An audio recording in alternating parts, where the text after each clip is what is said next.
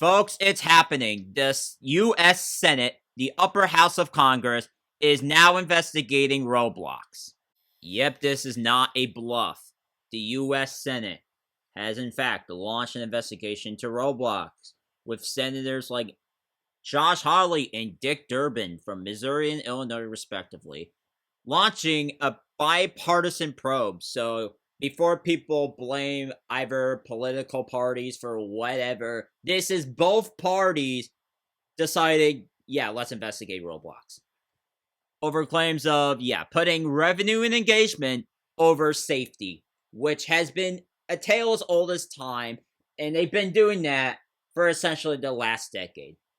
And they're, wildly enough, kind of sort of still doing that. With game requirements, you have to get 500 highly engaged players, or whatever the heck that means.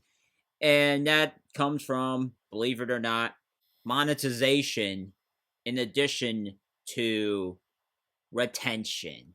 And this bombshell has been brought up by Politico here. Let's straight up check it out here. And we already got this first two lines out the way.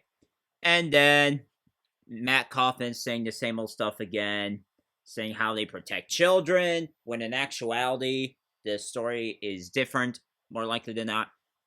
Lawmakers have asked Roblox CEO Dave Baszucki for documents detailing on how Roblox protects children as the Senate intensifies scrutiny of children's online gaming experiences. And, there's a whole slate of bills aiming to protect kids. Who knows how many of them are going to do actually anything. And, both, again, Durbin and Hawley has asked Roblox for a response no later than the end of the month. So basically, Roblox has the rest of August to respond to both senators launching an investigation, all this other stuff, which is quite huge. It's so huge, in fact, that it might just stain Roblox's reputation if, in fact, they either don't comply or they find anything that, in fact, goes against what Roblox has been saying for the last who knows how long. And I want to point something out. There's one more thing I want to point out with this, because meanwhile, Roblox should, in fact, be investigated for all of its horrendous, mishaps of moderation and stuff. We should take a look into what Discord has been doing as well, because they have as much of a hand in it as Roblox does.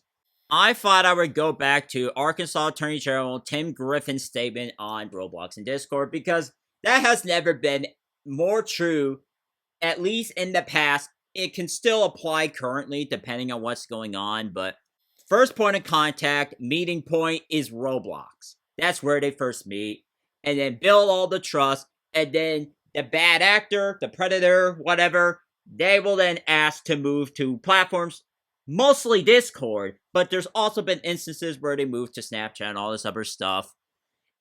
And all kinds of heinous things I'm not going to talk about ends up happening, which is where then, after all the bad stuff happens, some of them would want to sue for, clear misses in what should have been effective moderation and all this other stuff.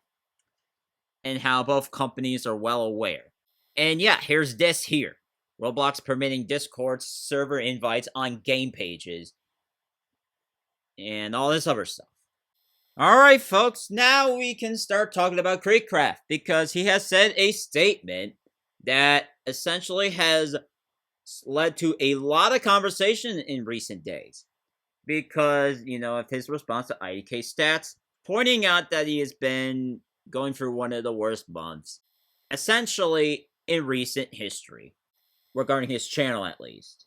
Stating that he has gained less than 4,000 subs within 10 or so days of August, according to his live streams. And KreekCraft has responded, stating that there has been a few large subscriber bot purges, which might include inactive accounts as well.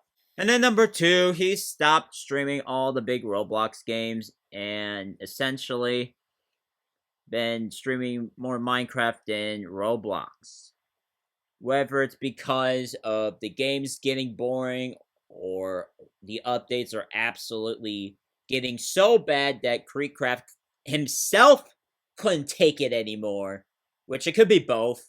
But then the third point is where the focal point of conversation starts coming in, stating that my focus is getting ready for GTA 6, and if it comes out, it does well, I'll be leaving Roblox entirely.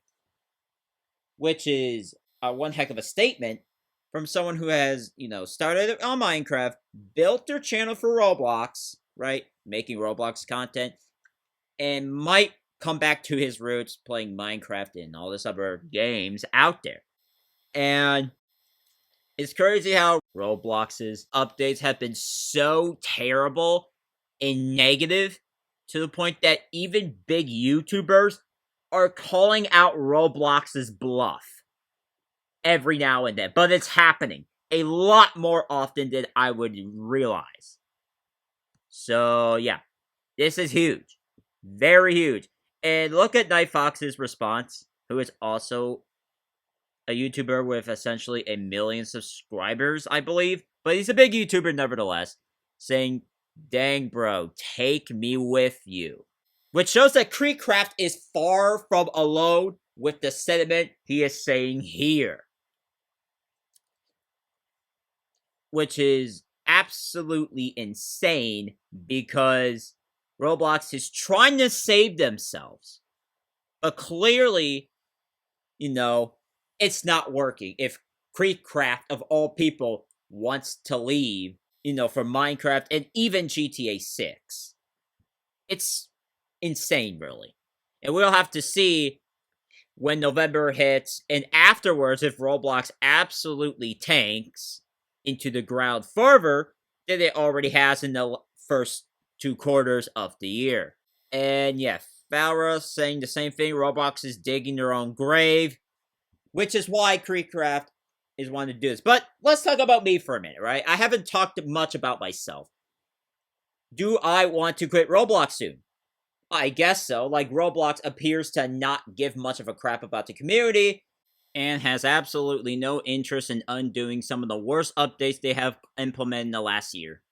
They have taken my ability to make clothes in games. Straight up. Took it away. All because I do not want to scan my face or give them my ID because they have a track record that is horrible regarding security, for one. And 2, why should you even do that on the internet in the first place? Why? Genuinely, why? Tell me why, please. And yeah, security breaches happen. And when you're on a security breach which has IDs and your face, you're essentially screwed. And you can probably not do anything about it. Unless hope that it gets removed somehow by somebody. But when someone gets information from the internet, there is no, getting rid of that. Especially for someone who is as crazy as hackers and all this other stuff. But now, folks, we are going to move on to talk about UGC Backgrounds to wrap this video up. And they're now live on the marketplace. I don't know if this is going to even try to bring back any instance of creativity that was gutted through clothes and games being limited to age check ID verified users and all this other crap with its horrific security.